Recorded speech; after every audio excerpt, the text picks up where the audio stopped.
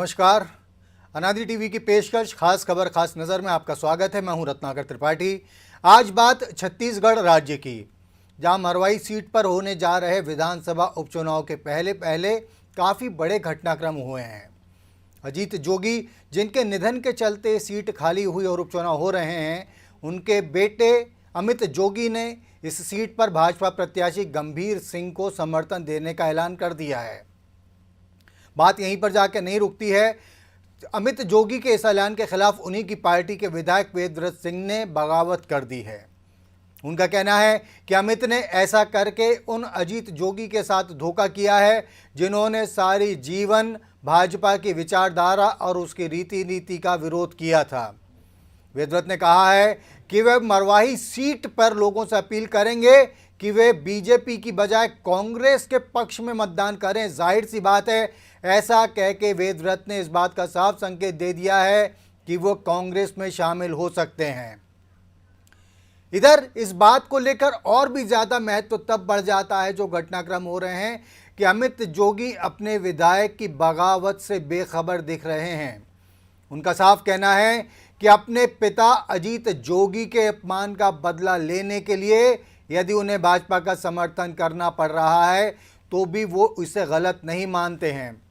हम आपको बता दें कि राज्य सरकार की एक उच्च स्तरीय छानबीन समिति ने अमित जोगी की पत्नी ऋचा जोगी का जाति प्रमाण पत्र हाल ही में निरस्त कर दिया था। यही कार्रवाई उस कमेटी ने अमित जोगी के भी खिलाफ की, जिसके चलते ये हुआ कि ना तो अमित और ना ही ऋचा मरवाही सीट पर विधानसभा चुनाव लड़ पा रहे हैं। अमित इसी बात को लेकर बहुत ज़्यादा खफा हैं राज्य सरकार से। उनका आरोप है कि राज्य की भूपेश बघेल के नेतृत्व वाली कांग्रेस सरकार ने जानबूझकर और षड्यंत्र पूर्वक उनका और उनकी पत्नी का जाति प्रमाण पत्र कैंसिल करवा दिया है। इसी को वो अपने पिता के अपमान से जोड़कर मरवाही सीट पर भाजपा प्रत्याशी गंभीर सिंह के पक्ष में बात कर रहे हैं। पहले अमित जोगी ने कहा था कि वे मरवाही के एक एक मतदाता के पास जाकर ये बताएंगे कि उनकी पार्टी के साथ कैसा अन्याय हुआ, लेकिन अब ऐसा करने की बजाय वो भाजपा को समर्थन देकर एक तरीके से डॉक्टर रमन सिंह का हाथ मजबूत करने की कोशिश कर रहे हैं। कांग्रेस ने इस घटनाक्रम पर तीखी प्रतिक्रिया दी है। मुख्यमंत्री भूपेश बघेल ने कहा है कि पहले से ही अजीत जोगी की जो पार्टी है जनता छत्तीसगढ़ कांग्रेस जे, वो हमेशा से ही भाजपा के साथ रही है। प्रदेश कांग्रेस अध्यक्ष का कहना है कि बीजेपी की बी पार्टी है अजीत जोगी की टीम, अजीत जोगी की पार्टी। तो ऐसे सारी चीज़ों के बीच में एक फैक्टर कोई भी नज़रअंदाज नहीं कर सकता, वो ये कि अजीत जोगी और उनके परिवार का मरवाही के आदिवासियों पर बहुत ज़्यादा असर रहा है और यदि उनका समर्थन बीजेपी को मिलता है तो बीजेपी के लिए सीट पर ज़्यादा अच्छे आसार हो सकते हैं। छत्तीसगढ़ में बिलासपुर के वरिष्ठ पत्रकार राजेश अग्रवाल जी ने लगातार मरवाही सीट का नब्ज टटोली है, वहाँ का जायज़ा लिया है। राजेश अग्रवाल जी फोन लाइन पर हमारे साथ जुड़ गए हैं। आइए जानते हैं उनसे मरवाही का गणित। अग्रवाल जी, स्वागत है आपका इस कार्यक्रम में। जी धन्यवाद। अग्रवाल जी, मरवाही सीट पर अमित जोगी द्वारा भाजपा को समर्थन दे दिए जाने के बाद उनकी पार्टी में फूट जैसी चीज़ें सामने आ रही हैं। बावजूद इसके जोगी इस चीज़ को जानते थे पहले से कि कुछ विधायक इस बात को स्वीकार नहीं कर पाएंगे, क्योंकि कहा जा रहा था कई विधायक पहले से ही भूपेश बघेल के संपर्क में थे। ऐसे परिस्थितियों के बावजूद जोगी ने इतना बड़ा दांव मरवाही में क्यों खेला है? जैसा कि आप जानते हैं कि जोगी कांग्रेस से टूटने के बाद बनी थी और इसका पूरा दारोमदार जोगी जी के रहते जोगी जी के ऊपर था और अब अमित जोगी उनकी विरासत को संभालना चाहते हैं। और वास्तव में यह एक परिवार की, जोगी परिवार की ही पार्टी है और उनका सारा भविष्य मरवाही पर टिका हुआ था। लेकिन जब से वो जाति के चलते नामांकन रद्द हुआ उनका, तब वो मरवाही से बाहर हो गए और वो अपनी पहचान जो मरवाही से बनी हुई थी उसको खोने को किसी कीमत में नहीं खोने देना चाहते थे। नामांकन रद्द होने के कारण वो मैदान से बाहर हो गए थे। मैदान से बाहर होने के कारण के पीछे जो उन्होंने बताया भूपेश बघेल मुख्यमंत्री और कांग्रेस का हाथ रहा, ऐसा उनका आरोप है। तब वो एक सबक सिखाने के लिए, अपने अस्तित्व को बचाए रखने के लिए कांग्रेस को हराना उनका उद्देश्य है और कांग्रेस में बड़ी हलचल इस घटना के बाद बनी हुई है कि अब जब पहले और दूसरे नंबर पे थे पिछले चुनाव में, सन 2018 का चुनाव अगर देखें तो जनता कांग्रेस छत्तीसगढ़ ने पहला स्थान हासिल किया था भारी मतों से, करीब 46,000 वोटों से अजीत जोगी जीते थे। और दूसरे स्थान पर भाजपा थी, कांग्रेस की जमानत जब्त हो गई थी। अब ये दोनों, जनता कांग्रेस और भाजपा, दोनों एक साथ आ गए हैं। ऐसी स्थिति में एक बड़ी चुनौती कांग्रेस के लिए तो है, और वो यही चाहते थे, अमित जोगी की कड़ी चुनौती मिले कांग्रेस को। जी अग्रवाल जी, मैं ये जानना चाह रहा था कि विधायकों की नाराजगी का भी जोखिम उठा लिया, ऐसा क्या मतलब बहुत ही पर्सनली उस चीज़ को ले लिया अमित जोगी ने, और या फिर वो अपने आप को पार्टी से भी ऊपर मान रहे, क्योंकि आपके ले देकर वहाँ पर 4 या 5 विधायक हैं और उसमें से भी यदि इस तरीके से आपके फूट शुरू हो जाती है।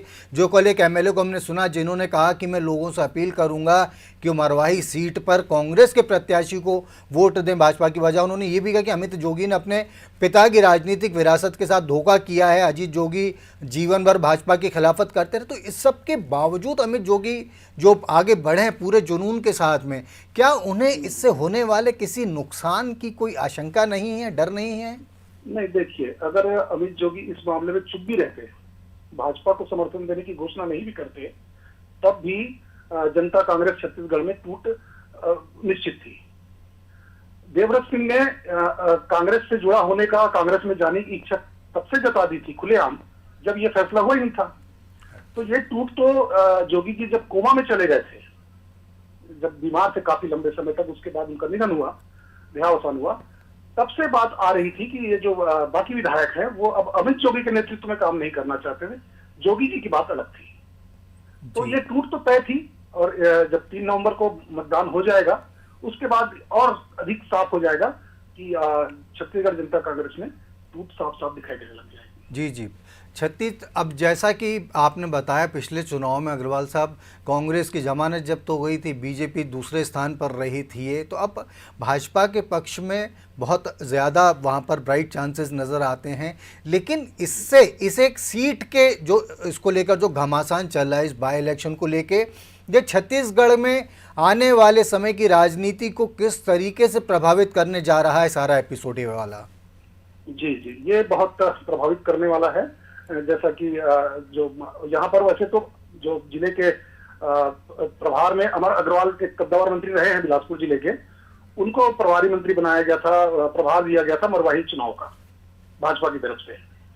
लेकिन पूर्व मुख्यमंत्री डॉक्टर रमन सिंह ने लगातार वहां पे 28 और 29 तारीख को अक्टूबर में दौरा किया, और दूसरे दिन जनता कांग्रेस छत्तीसगढ़ के विधायक धर्मजीत सिंह ठाकुर ये उनसे रमन सिंह से मिले, और रमन सिंह और रामविचार नेताम और डॉक्टर रेणुका सिंह जो केंद्रीय राज्य मंत्री हैं, इन तीनों ने मोर्चा संभाल लिया था आदिवासियों के भीतर, जो वहां के आदिवासी मतदाताओं के भीतर जोगी जी के प्रति जो प्रेम है, सहानुभूति है, उसको बुलाने के लिए। इनके भाषण की शुरुआत ही जोगी को श्रद्धांजलि अर्पित करने से और जोगी के प्रति, जोगी परिवार के प्रति अन्याय करने से होती है। तो ये तो जोगी के वोटों को लेकर के चल रहे हैं, जैसा कि मैंने पहले बताया और आप भी समझ रहे हैं इस चीज को कि बहुत विषम स्थिति पैदा हो गई है कांग्रेस के लिए। लेकिन कांग्रेस के प्रति समर्पित वोट ही जोगी को गए थे। बेसिकली वो मरवाही सीट ऐसी है जिसमें सिर्फ 2 बार भाजपा जीती है, बाकी हर बार कांग्रेस या कांग्रेस के मूड में रहने वाले लोग जीते हैं। तो ऐसा नहीं है कि अगर भाजपा को समर्थन देने का अगर निर्णय अमित जोगी ने लिया है तो सारे के सारे मतदाता आंख बंद करके, क्योंकि बहुत समझदार मतदाता है, सबके सब भाजपा को वोट देते हैं, भले ही वो जोगी को वोट देते आ रहे हों। जी जी, प्रदेश की राजनीति में जो आप बात कर रहे हैं बहुत बड़ा इसमें असर पड़ने वाला है। अगर इस कठिन चुनाव को कांग्रेस जीत जाती है तो सीधे सीधे मुख्यमंत्री भूपेश बघेल बिना किसी चुनौती के भीतर, पार्टी के भीतर कोई चुनौती उनको नहीं रहेगी, अजय योद्धा के रूप में सामने आएंगे। जी जी। दूसरी ओर सिर्फ 15 सीटें लाने के कारण जिस डॉक्टर रमन सिंह को हाशिए पर करने की उनके ही दल के कुछ लोग कोशिश में लगे रहे, अगर भाजपा जीत जाती है तो डॉक्टर रमन सिंह का कद पार्टी में और बढ़ेगा और छत्तीसगढ़ में भाजपा का नेतृत्व उनके हाथों में ही बचा और बना रहेगा। जी जी जी। राजेश अग्रवाल जी, हमसे बातचीत करने के लिए और ये विचार साझा करने के लिए आपका बहुत धन्यवाद। आपने सुना छत्तीसगढ़ राज्य के वरिष्ठ पत्रकार राजेश अग्रवाल जी का, जिनका एक बहुत ही जिन्होंने मायने खेज बात कही, और ये बात है कि ये ज़रूर है कि इस सीट पर अजीत जोगी के लिए, मरवाई सीट पर लोगों को बहुत ज़्यादा अजीत जोगी के प्रति सहानुभूति है, लेकिन ये भी सही है कि एक ऐसा वोट है जो मूलतः कांग्रेस का था और हो सकता है समय आने पर कांग्रेस के पक्ष में चला जाए। आगे बढ़ाते हैं इस चर्चा को। तो जैसा कि उन्होंने बताया कि देवव्रत सिंह ने अजीत जोगी के कोमा में जाने के बाद ही इस बात की संकेत दे दिए थे कि वो किसी भी तरीके से किसी भी समय कांग्रेस में वापस जा सकते हैं, अपनी मूल पार्टी में वापस जा सकते हैं। तो उसके चलते अब जबकि ये मामला चलता रहेगा, आगे बढ़ेगा और तेज़ी से, उनका ये कहना है कि यदि भूपेश कांग्रेस ये सीट जीत जाती है तो भूपेश बघेल निर्विवाद नेता हो जाएंगे, भूपेश बघेल का कद बहुत बड़ा हो जाएगा। और निश्चित रूप से ये चुनाव जीतना भूपेश बघेल के लिए इसलिए भी बहुत ज़रूरी हो जाता है क्योंकि रिसेंटली अभी हाल ही में उनके मंत्रिमंडल के सदस्य टी.एस. सिंहदेव ने पार्टी में पुराने लोगों की उपेक्षा का मामला उठाकर इस बात के साफ संकेत दे दिए हैं कि वे भूपेश बघेल के साथ चलने में कम से कम सहूलियत तो महसूस नहीं कर रहे हैं। भूपेश बघेल को और भी पार्टी में जो अंतर विरोधों का सामना करना पड़ता है, यदि मरवाही सीट कांग्रेस को मिल गई, मरवाही सीट जिस पर अजीत जोगी या उनके परिवार के चलते लगातार कांग्रेस को अपमान झेलना पड़ा है जोगी कांग्रेस के गठन के बाद से, तो निश्चित रूप से भूपेश बघेल का कद इतना बढ़ जाएगा कि राज्य में आने वाले 3 साल तक के लिए वे निश्चिंत होकर राज्य कर सकेंगे। पार्टी का नेतृत्व उन पर भरोसा करेगा एक बहुत महत्वपूर्ण सीट को छीनने के लिए।